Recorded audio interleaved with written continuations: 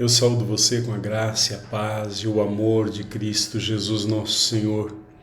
Nós temos falado nessa série de vídeos sobre a importância, a história e a força dos sacramentos na teologia católica. E hoje nós vamos dar continuidade ao nosso assunto iniciado no vídeo anterior sobre o sacramento da unção dos enfermos.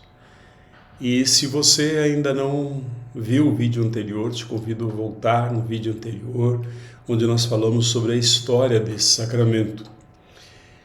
Até o Concílio de Trento, no século XVI, vejam bem, desde os primeiros séculos até o século XVI, portanto, por volta de 1600 anos, nada mudou com relação ao sacramento da unção dos enfermos. Mas também a gente pode dizer que nada mudou depois do Concílio de Trento. Até o Concílio Vaticano II, vejam bem, quase 2000 anos, nada mudou com relação a esse sacramento. No século XIII, dois grandes santos, São Tomás de Aquino e São Boaventura, eles ensinavam que o sacramento da unção dos enfermos era um sacramento a ser dado no final da vida. E somente era administrado, portanto, para pessoas que estivessem muito mal, próxima às portas da morte. E, portanto, este sacramento era chamado por São Tomás de Aquino como o último sacramento. É como se fosse a graça final, o momento final da graça de Deus, a última graça que inspirava o cristão para prepará-lo para o julgamento com Deus, o julgamento final. Não se tinha, portanto, a ideia de cura física com relação a esse sacramento, com exceção lá no início, quando nós falamos sobre a carta de Tiago, quando fala de chamar os presbíteros da igreja para ungir com óleo o doente e trazê-lo de volta à vida e trazer a sua saúde restabelecida. Mas depois foi sendo entendido, depois desse tempo, como o último sacramento. Não tem, portanto, ele perde, portanto, essa ideia de cura física ou espiritual. E a finalidade seria, então, preparar a pessoa para a morte. A única discussão que se teve ao longo de tantos séculos a respeito desse sacramento foi com relação a saber se uma criança podia receber esse sacramento. E São Tomás de Aquino é enfático em dizer que não. Não, porque a criança não sabe aquilo que está recebendo. E é preciso saber o sentido do sacramento para que aquele sacramento seja eficaz na pessoa. Significa que a pessoa tem que colaborar com a graça de Deus. A graça de Deus não age sozinha. Ela precisa da nossa colaboração, do nosso assentimento e do nosso sim, da nossa fé, para que esse sacramento tenha efetiva graça, efetiva função, ele possa realmente operar naquela alma daquela pessoa com a sua colaboração. E uma pergunta que São Tomás não responde no século XIII é: quando a pessoa está inconsciente, esse sacramento é válido? Ele produz os seus efeitos?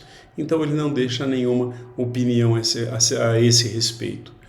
E qual a implicação pastoral desses posicionamentos? Primeiro é que o sacramento da unção dos enfermos era raramente celebrado.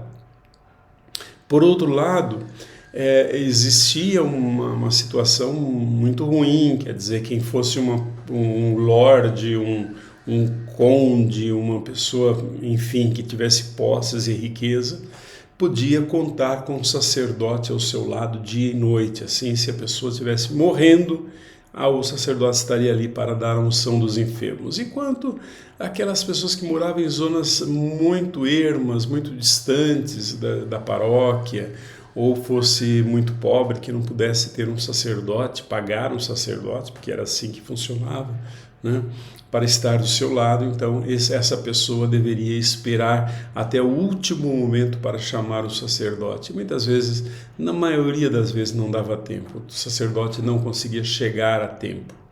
No século XVI, o Concílio de Trento só o que fez foi confirmar os ensinos de Santo Tomás de Aquino e principalmente tentar combater os protestantes. Então a gente já viu em outras aulas que o Concílio de Trento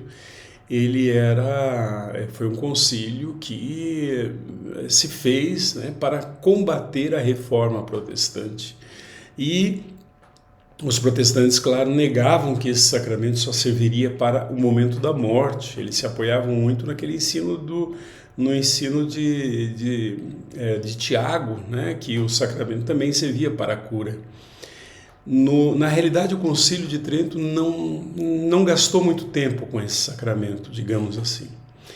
Ele só definiu que esse sacramento deveria ser dado aos doentes, mas não qualquer doente, mas alguém que estivesse perigosamente doente ao ponto de uma morte iminente. Só isso que o Concílio de Trento fez.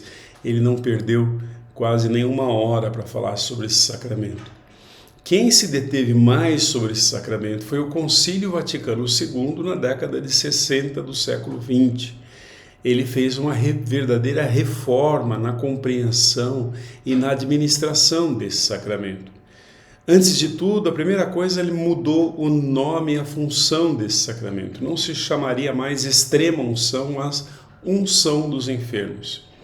Isso porque os bispos do Concílio Vaticano II afirmavam que era um sacramento a não ser administrado somente no momento da morte. Pessoa, por exemplo, numa prolongada doença grave, né, ou pessoas muito idosas também poderiam receber esse sacramento. Em uma única sessão, vários séculos de prática pastoral mudaram completamente. A diferença é que os bispos do concílio já contavam com modernas pesquisas, modernas explicações, uma teologia mais contemporânea, mais baseada na ciência, e com isso eles puderam restaurar o sacramento ao seu propósito original.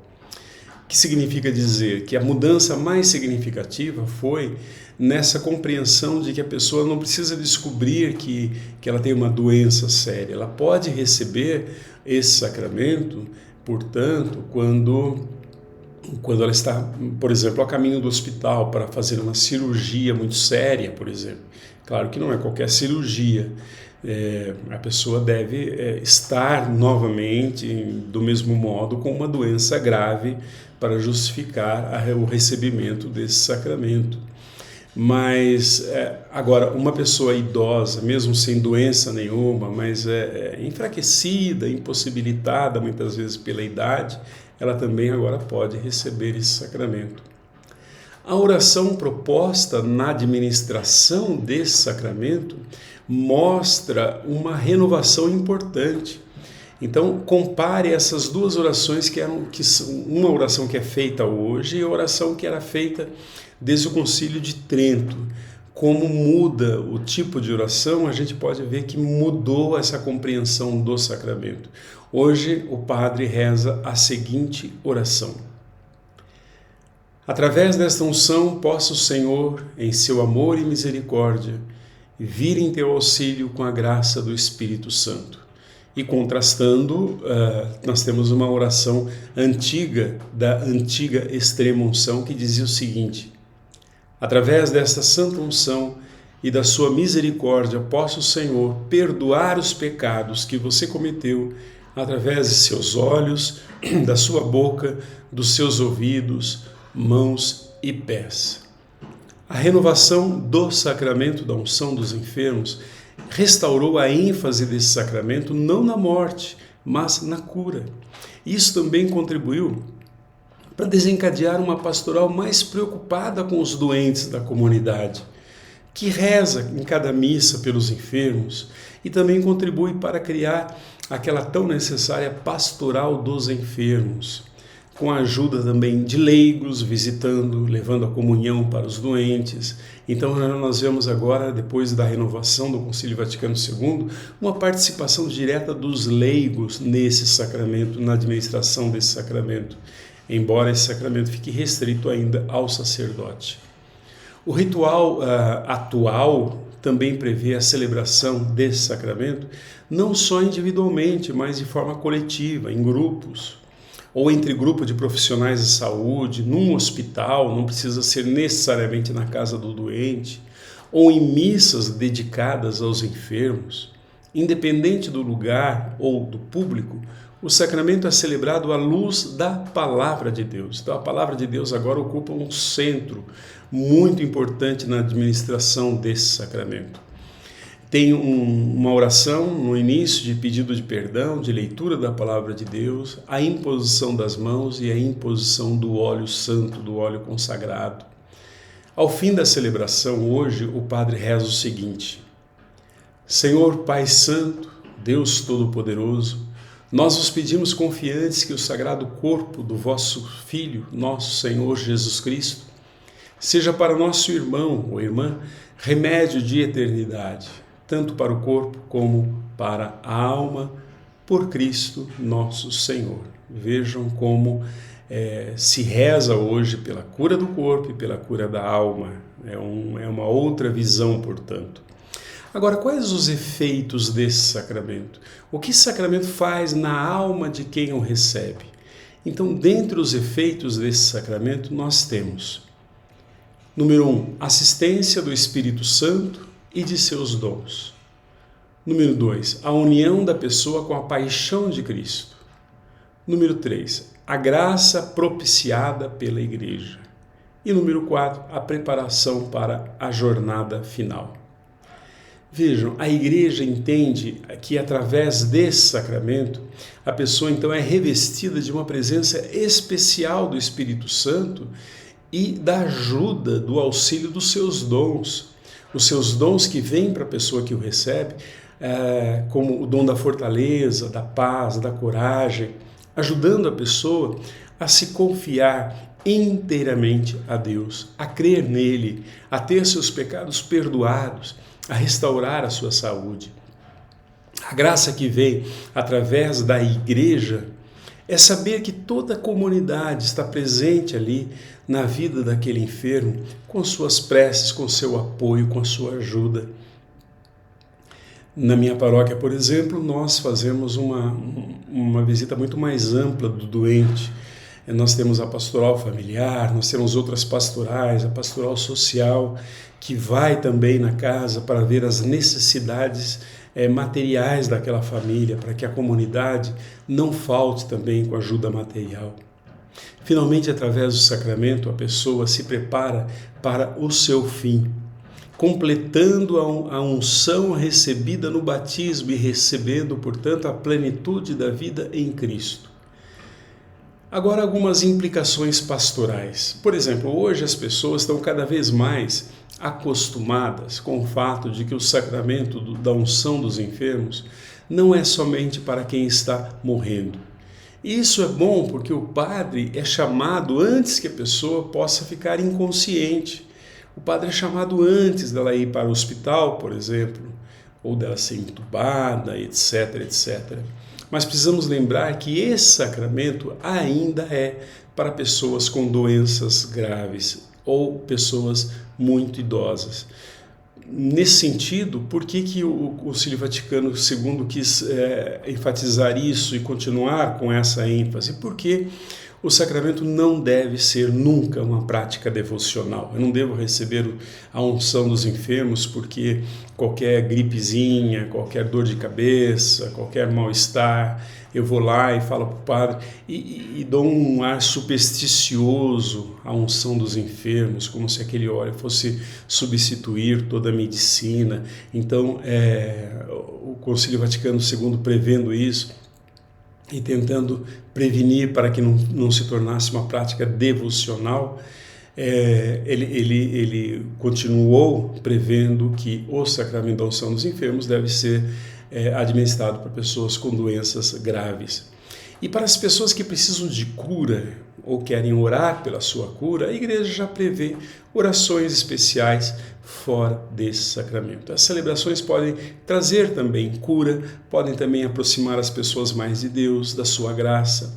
No entanto, o óleo da unção dos enfermos só pode ser usado dentro do sacramento da unção dos enfermos e segundo o rito próprio, as regras próprias, as normas próprias. E ele pode ser usado, portanto, de forma particular ou de forma comunitária. O ministro desse sacramento é sempre o padre ou o bispo. O uso desse óleo só pode ser feito por um desses dois ministros. Nos próximos encontros, então, nós vamos aprofundar mais sobre os sacramentos e falando, inclusive, sobre os sacramentos que nos colocam em missão. Eu aguardo você até lá.